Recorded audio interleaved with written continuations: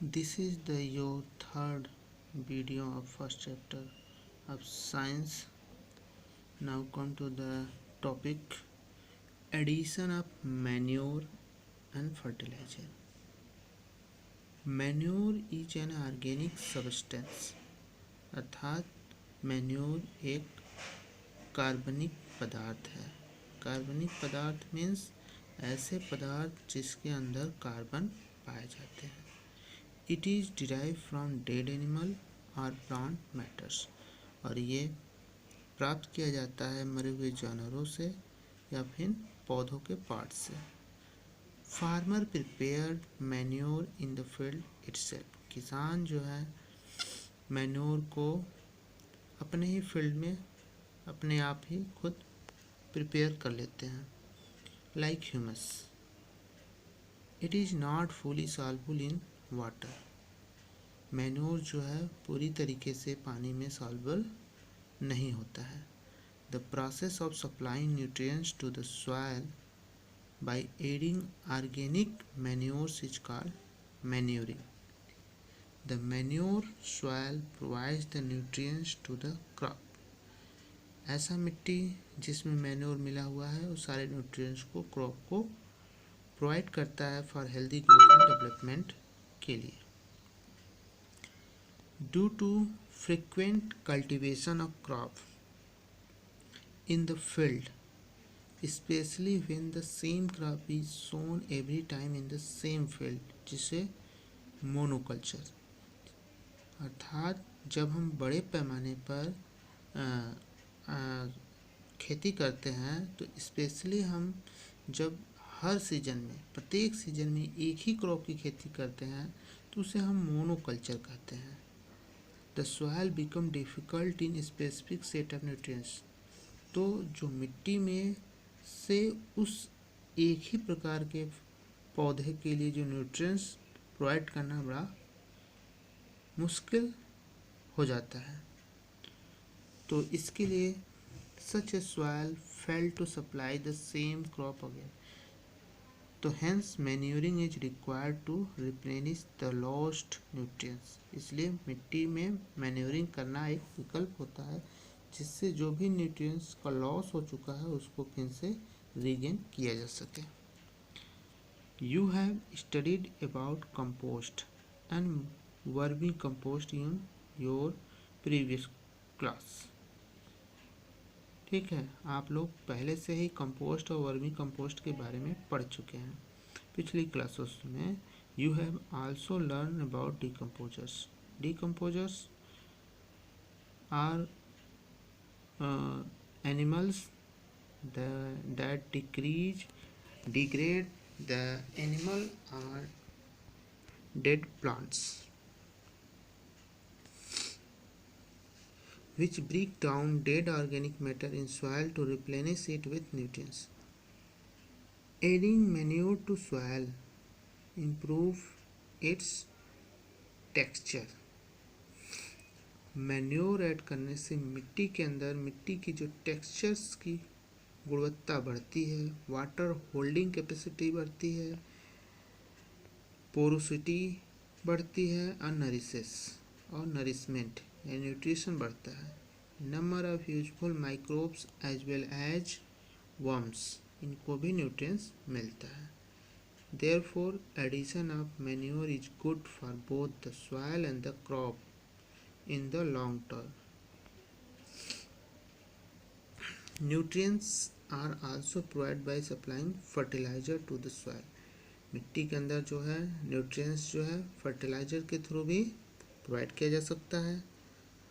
तो what is fertilizer? Fertilizers are chemical products that are added to the soil to provide specific nutrients to the plants. यानी fertilizers क्या है? Chemical product हैं, chemicals के बने होते हैं और स्पेसिफिक न्यूट्रिएंट्स देने के लिए इसको मिट्टी के अंदर से इसमें ऐड करते हैं। तो addition of a fertilizer also inhales fertility of soil, ये मिट्टी की गुणवत्ता को बढ़ाता है and crop production with immediate effect, और तुरंत प्रभाव के कारण इसके साथ क्रॉप का प्रोडक्शन भी बढ़ जाता है। इफ़ यूज इन एक्सेस, लेकिन यदि इसका ज़्यादा मात्रा में यदि हम यूज करते हैं तो इसके हानिकारक प्रभाव भी पड़ते हैं। These chemical may not only harm the microbes and worm present in the soil but also make the soil hard and compact. मिट्टी को कड़ा और कम्पैक्ट बना देता है। Some example of fertilizers are NPK. N stand for nitrogen, P stand for phosphorus और K stand for potassium. Fertilizers that are rich in nitrogen, phosphorus and potassium, also known as NPK.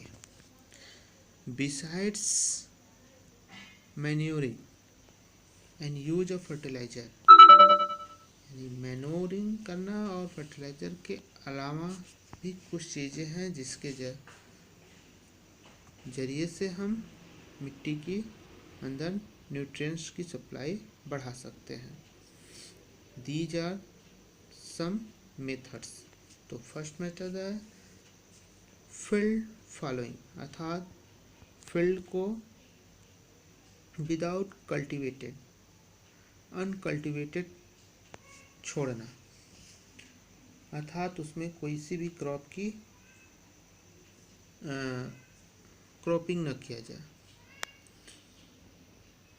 तो for some time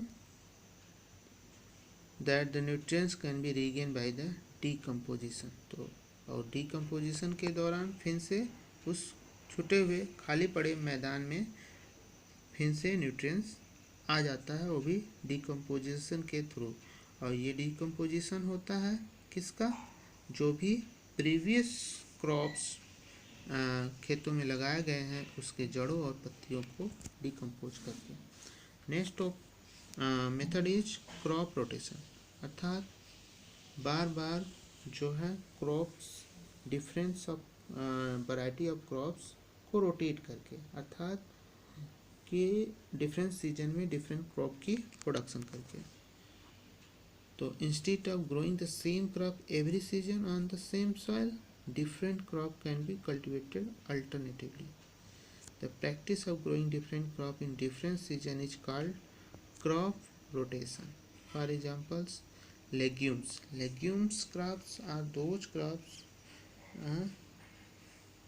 having pulse family, जिससे दाल मिलती है उसे हम legumes crops कहते हैं। तो legumes crops having an ability to fix nitrogen in the soil. Legumes crop में ये कैपेसिटी होती है कि वो जो इन्वायरमेंटल नाइट्रोजन है उसको जो है फिक्स कर करके नाइट्रोजनस न्यूट्रिएंट्स के फॉर्म में पौधों को मिट्टी में स्टोर करती है। Can be already sown between the main cereal crop, जिसका कि बीच बीच में सीरियल क्रॉप के बीच में इसकी खेती की जाती है। Now come to the differences between manures and fertilizers. Manures are organic substances, अर्थात जिसमें कार्बन हो, whereas fertilizers are mostly inorganic substances, अर्थात जिसमें कार्बन नहीं होते हैं। Next point is manure obtained from waste of plants and animal prepared naturally by farmers, whereas fertilizer are chemical compounds prepared artificially in factories, जिन्हें factory में बनाया जाता है। Manure contains A number of nutrients but in small amount. Manure के अंदर जो है nutrients ढेर सारे होते हैं लेकिन थोड़े मात्रा में होते हैं। Whereas fertilizers contains some specific nutrients, उसमें कुछ ही न्यूट्रिएंट्स होते हैं पर सफिशिएंट अमाउंट, बहुत ही सफिशिएंट अमाउंट में होता है। मैन्योर्स और बल्कि, अर्थात मैन्योर्स जो है बहुत ही ज़्यादा मात्रा में यूज किया जाता है। रिक्वायर मोर स्पेस, इसलिए इसको रखने के लिए ज़्यादा जगह चाहिए। And are difficult to transport and store, इसलिए इसको स्टोर करना और ट्रांसपोर्ट करने में दिक्कतें आती हैं। Whereas fertilizer are concentrated, अर्थात वो उसकी जो पावर है बहुत ही कंसनट्रेटेड होता है। और कंपोस्ट कंपैक्ट होता है, एकदम जुड़ा होता है। रिक्वायर्ड लेस स्पेस, जिसके कारण उसको कम जगह की आवश्यकता होती है and are easy to transport and store, और इसको ट्रांसपोर्ट करना, स्टोर करना। Now come to the next point, manure helps to remove general deficiency of soil. जो भी जनरल तरीके पे साधारण तौर पे जो भी कठिनाइयाँ होती हैं मिट्टी के अंदर, उससे दूर किया जा सकता है। जबकि where as fertilisers help to remove deficiency of specific nutrients in the soil, for example NPK। जबकि फर्टिलाइजर जो है कुछ निश्चित न्यूट्रिएंट्स को ही पूर्ति कर सकता है, जैसे NPK, nitrogen, phosphorus and potassium. Next point is manures are eco friendly, यानी वो हमारे वातावरण के मित्र होते हैं, पर्यावरण के।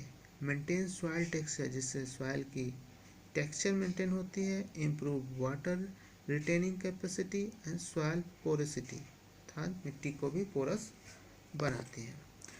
Where as excess use of fertiliser में पॉल्यूट द सॉइल, मिट्टी को पॉल्यूट करता है, एंड वाटर बॉडीज को भी destroy the soil texture, porosity, change the chemical nature of soil, और मिट्टी की जो केमिकल नेचर उसको परिवर्तित कर देती है, and kill useful soil organism such as earthworm, इनको भी मार देता है। Next point is insoluble in water. Manure are insoluble in water, hence take more time in releasing nutrients in the soil, इसलिए मिट्टी में इसको रिलीज होने में समय लगता है। Whereas fertilizers are water soluble, hence readily absorbed by the plants, इसलिए वो बहुत तेजी से पौधों को एब्जॉर्ब होता है और उसका परिणाम हमें तुरंत दिखने लगता है। Examples of manures are compost, cow dung, farmyard manure, green manure. Whereas the example of fertilizers, nitrogenous fertilizer, that is urea, potassium fertilizer, that is muriate, and phosphatic fertilizer, for example super phosphate.